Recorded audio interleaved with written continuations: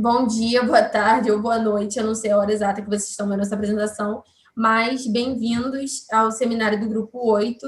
Meu nome é Ana Carolina Lemos e as outras integrantes do grupo são Gabriela Marques, Sara Scheck e Thais Venâncio. Hoje a gente veio falar um pouquinho sobre o artigo de polifenóis de cacau suprimindo a adipogênese in vitro e a obesidade in vivo por atacar o receptor de insulina e um pouquinho do estudo da ação dos polifenóis de cacau e sua atuação na obesidade. Iremos iniciar a apresentação dando alguns conceitos básicos que vão auxiliar em um maior entendimento do artigo e sobre a pesquisa in vitro, a pesquisa in vivo e as considerações do artigo e as nossas próprias considerações. Me chamo Thais Venâncio e irei falar um pouco sobre a sindemia global. O que seria a sindemia global? A sindemia global engloba 3 grandes pandemias que assolam o mundo no século XXI, que são a obesidade, desnutrição e mudanças climáticas. Esses 3 problemas em conjuntos acarretam danos tanto para a saúde dos indivíduos quanto para o meio ambiente. No entanto, a obesidade é um problema que está rotineiramente em vários países do mundo. Segundo dados da OMS, até 2025, 2,3 bilhões de pessoas no mundo podem estar com obesidade ou sobrepeso. E o Brasil não foge muito a esses resultados, pois em 2018, cerca de 19,8% dos brasileiros estavam obesos. No entanto, o que seria essa obesidade? A obesidade é uma doença crônica que pode estar relacionada com a hipertrofia e ou hiperplasia dos adipócitos.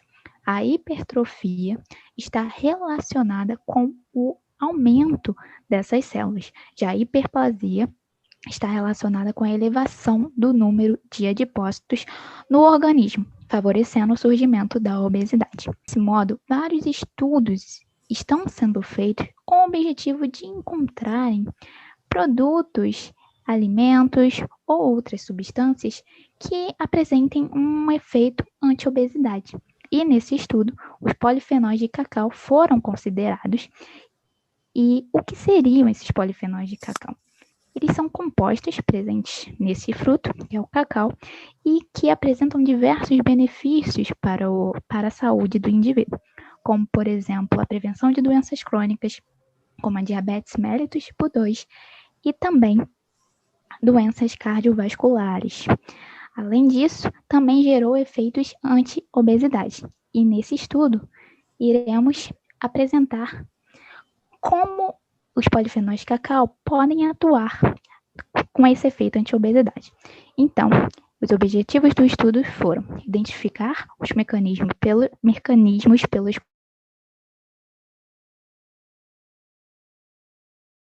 investigar o efeito anti-obesidade dos polifenóis de cacau em vivo que ocorreu em camundongos. No entanto, antes de dar prosseguimento à apresentação dos resultados do trabalho, eu irei abordar rapidamente como ocorre a adipogênese.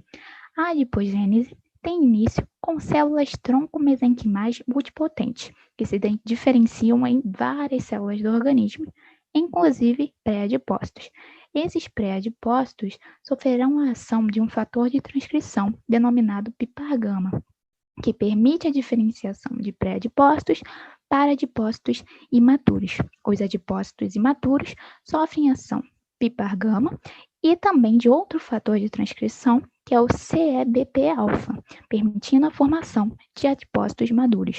Os adipócitos maduros ficam responsivos a vários hormônios, como, por exemplo, a insulina. A insulina, ao se ligar no seu receptor IR, e como esse receptor apresenta uma atividade tirosina quinase, quando este hormônio se liga no receptor, vai permitir que ele se autofosforile e ative a atividade tirosina quinase, e vai promover vários efeitos permitir uma sinalização intracelular, permitindo a fosforilação de moduladores de sinalização proliferativas, que são o AKT e o ERK, muito importante para permitir a expansão clonal desses adipócitos. Com isso, essa expansão clonal vai aumentar a massa do tecido adiposo no organismo. Mas vocês devem estar se perguntando, tá, mas o que isso tem a ver com o trabalho? Ao longo da apresentação, vocês irão descobrir como os polifenóis podem atuar nesse processo. Obrigada. Eu me chamo Sara Scheck e eu vou apresentar um pouquinho dos estudos in vitro desse artigo. Eles fizeram, né, esse primeiro estudo, eles pegaram os dois principais moduladores da adipogênese, que é o pipargama e o CEBP-alfa. O que eles fizeram? Eles pegaram o polifenol de cacau, que nesse caso eles utilizaram 100 miligramas e 200 miligramas. E como vocês podem observar no gráfico, eles estão relacionando com a expressão do RNA mensageiro. Por que isso? Porque esses reguladores da adipogênese são proteicos. E para haver a formação de proteína, eu preciso da expressão do meu RNA mensageiro para passar por toda aquela cascata e pelos ribossomos, enfim, para formar a proteína. Com isso, pode-se observar que ao introduzir 100 e 200 miligramas de polifenol de cacau nessa parte da célula, né, nessa parte do estudo, eles observaram que tanto na expressão do RNA mensageiro para a formação do pipargama, tanto para a expressão do CEBP-alfa, houve uma redução drástica. Vocês podem observar isso no gráfico, onde há uma setinha vermelha está indicando que houve uma diminuição na produção desses reguladores e, por conseguinte, uma inibição da adipogênese. Com isso, tendo resultados, eles foram investigar mais a fundo para saber se o polifenol de cacau realmente tem esse efeito tão significativo na célula. Então, eles foram investigar no pré-adipócito, que eles chamam de 3T3L1. Ou seja, eles foram investigar a expansão clonal mitótica desse pré-adipócito. Então, o estudo foi feito assim. Eles trataram também com polifenol de cacau e fizeram um estudo por dia. No gráfico, vocês observam que eles trataram do dia 0 ao dia 2, do dia 2 ao 4, do 0 ao 4, do 4 ao 8 e do 0 ao 8. Mas o que isso significa? Que eles trataram do dia 0 ao 2 foi bem no início da adipogênese. Do dia 2 ao 4 foi quando a adipogênese já estava iniciada e aí sim eles introduziram o polifenol de cacau. E eles relacionam nesse gráfico com a quantidade de lipídio formado. E o que se observa é que quando eles colocam o polifenol de cacau no início da pré-adipogênese, ou seja, antes da formação do adipócito, há uma redução da quantidade de lipídio. Ou seja, de certa forma, ele vai inibir um pouco da síntese de lipídio. E quando ele adiciona o polifenol de cacau durante já o processo, né, em formação da adipogênese, não há uma redução significativa. Pode passar, Gabi.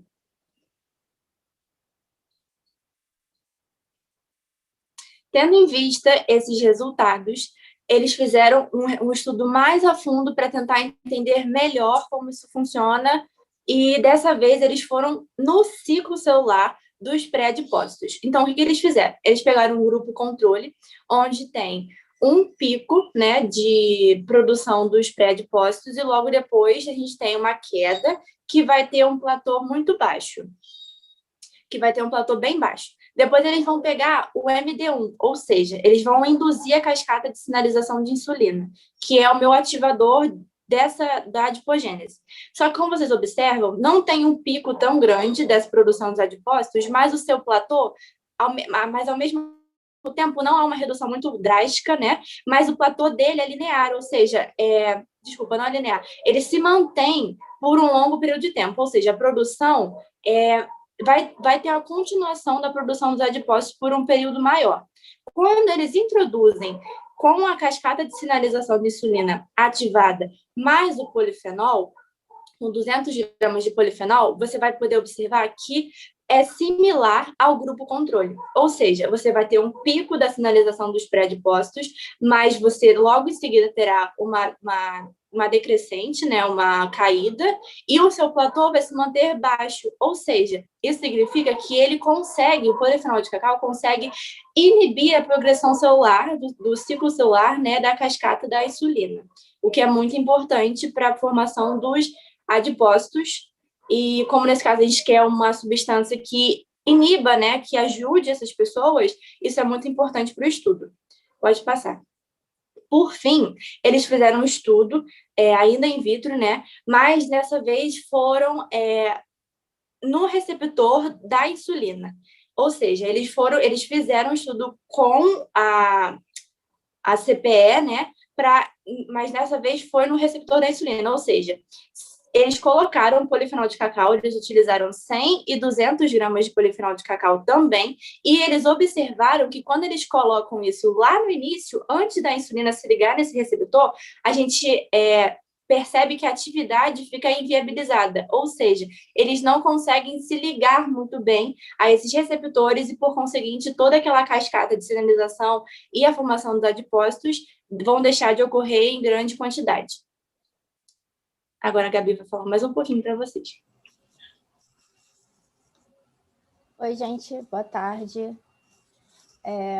Bom, então a gente consegue ter essa percepção que, pelas explicações anteriores, o cacau vai atuar em diversos pontos de sinalização para que essa atividade de adipogênica seja diminuída, né? Então, por conta disso, eles vão e começam a testar os resultados em vivo, ou seja, em animais, né, em células animais, para poder saber como isso vai funcionar. Então, com isso, eles testam em camundongos machos, C5, 7PL, 6N, aplicam uma dieta hipercalórica, ou seja, ele vai dar muita caloria para o bichinho, e eles vão conseguir observar a mesma inibição da cascata, que é o receptor de insulina quinase, IRK, o AKT, os pré-adipócitos, adipogêneses, que vai ser inibido também.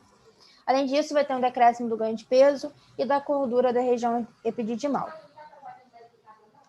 Aí, eles aqui demonstram, né, como que foi essa redução com essa imagem dos ratinhos, né? Aqui com o ratinho controle, você observa que não teve nenhuma gordura, porque ele não está recebendo nenhum alimento hipercalórico. Aqui com o ratinho hipercalórico, a gente pode observar que tem bastante gordura nessa região abdominal, né, visceral.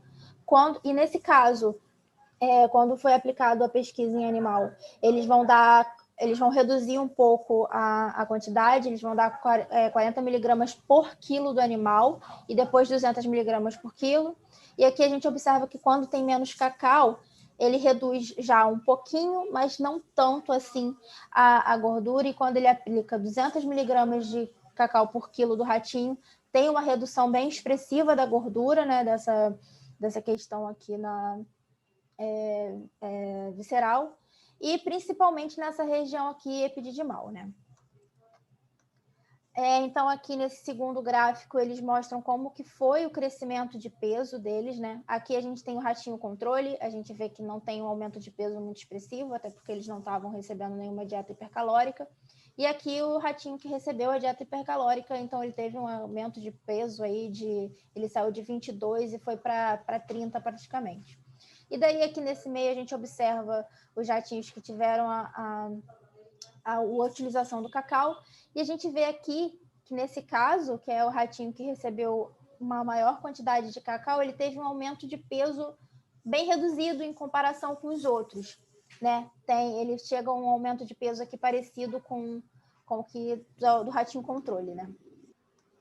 Bom, e aí quando a gente vem aqui nesse gráfico, desse gráfico aqui, a gente vai ver a quantidade de comida que foi ofertada aos ratinhos, e aqui seria a eficiência, ou seja, a quantidade calórica que foi dada. Aqui a gente já começa a ver uma pequena inconsistência no artigo, que seria que eles estão dando uma menor quantidade, mesmo que, tipo assim, uma diferença pouca, para o ratinho que teve 200 miligramas de cacau aplicada. E quando a gente vai ver a quantidade calórica, a gente vê que os ratinhos que receberam o cacau, eles têm uma quantidade calórica muito reduzida dada a eles, né? Então, isso pode gerar esse resultado aqui que a gente observou no gráfico anterior. Bom, aí nesses outros 2 gráficos aqui, a gente vai ver realmente essa redução de peso epididimal e o resto do peso vai ficar muito parecido, né? Aí aqui ele fala um pouco sobre a glicose, né, circulante. Ele cita que não altera a glicose circulante, mas aqui é uma redução muito pequena, que pode ser descartada, mas existe aqui uma redução da glicose.